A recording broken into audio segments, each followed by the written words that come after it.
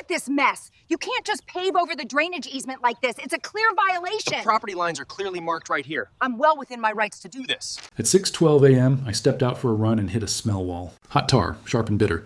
Cold air on my face. Steam coming off a brand new strip of asphalt where my Cul De Sac used to dip toward the drain. Flashing hazard lights blinked like a nightclub.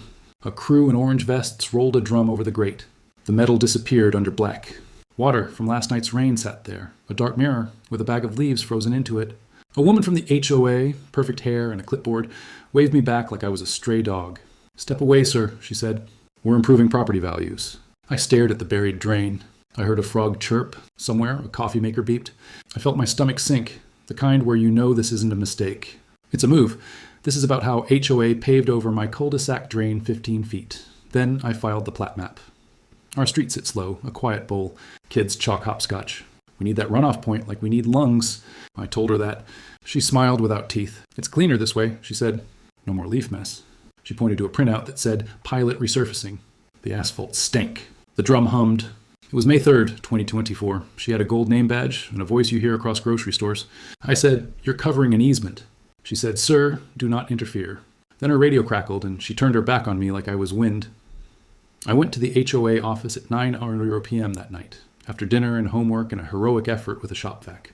The board met in a room that smelled like dry erase markers and burned coffee. I asked for 5 minutes. The president, the same woman, stared past me at a clock.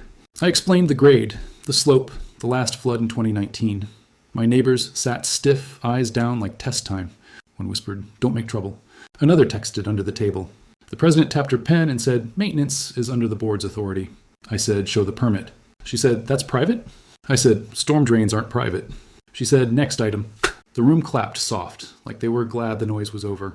I walked out into warm night air. Sprinklers ticked. A toad hopped past me like even it knew better. I drew a line in the sand right there on the curb. No yelling, no stunts, only proper channels. I opened my laptop and started the plan. I filed a public records request with the city for permits, inspections, and original subdivision plat number 7. I emailed our council office with photos of the morning and the standing water at 5:18 p.m. I called the non-emergency line and logged a report. Then I built my binder. I lined up photos, emails, and call logs in a binder. The tabs clicked like little doors. Timeline item 1, April 5 at 4:27 a.m. false trespass call. That one was when she had security knock on my door because I looked at the drain tape measure in hand. Patterns of false reports can be prosecuted. I printed the state code that explains easements in words my kid could read. It said, an easement is a right to use land for a specific purpose. Simple. I slept about 4 hours. Rain was in the forecast. My line in the sand burned bright. The records came fast. My email chimed at 11:02 a.m., and the file landed with 63 pages. I scrolled. My heart did a jump. There was no resurfacing permit for our block. There was a denied request from March for a decorative circle, stamped in red. There was our plat, old and crisp, with a thin blue line funneling right through my Cul De Sac. Public drainage easement, 15 feet, not 12. Not optional, 15. I printed it big. I bought a $25 easel from the craft store. I set it up at the Saturday HOA walkabout, where the board likes to pose with petunias and talk rules about mailbox heights. When the president clicked on her mic, I stepped forward and flipped the cover on the easel. The map stared back at the crowd like proof in ink. Then I hit play on my phone. I had spliced the morning's video with the city emails, the denied permit, the plat page circled. My voice on the video was calm. The drum rolling over the grate sounded like a bad heartbeat. The crowd grew quiet. A little boy said, "You paved the hole." The president reached for the mic and missed. Someone laughed. Then 3 people laughed. Then a lot of people did. Phones came out. Neighbors filmed. One mom whispered, "I knew she'd overstep." Comments popped up live as I streamed. Dude brought receipts. "How many fines is that, Karen?" My cousin in Ohio typed, "Not you versus asphalt." The HOA vice treasurer started to back away like the easel might bite. A guy who never talks said, "That drain kept my garage dry." Another neighbor showed his own clip from 2:10 p.m. where water pushed at the curb and had nowhere to go. My video hit 500 views in 10 minutes. Someone tagged the local reporter who loves a petty story with paperwork. Within an hour, a city truck rolled in, amber beacon spinning. The inspector climbed down in a neon vest and looked at the black mound like it had insulted his mother. He asked the president for the permit. She said they had it. He said, "Show it." She could not. He turned to me and asked for the plat. I handed him the print and the digital copy on a drive. He measured the patch with a tape. 15 feet into the easement, he said. He wrote numbers on his pad with a mean efficiency. He called someone and used words like obstruction, violation, immediate abatement.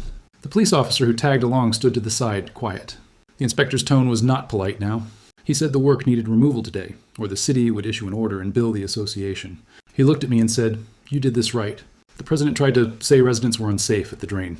He pointed at the Plat. He pointed at the law. He said, "You don't get to change water." By evening, a grinder chewed up the illegal patch, loud and ugly. A vacuum truck sucked out the drain and pulled up a whole mat of leaves and, weirdly, a spoon. People cheered when the grate reappeared like a lost tooth. The board held an emergency meeting and came out with a statement that read like oatmeal. The city listed fines in the amount of $7,800 and required a stormwater plan.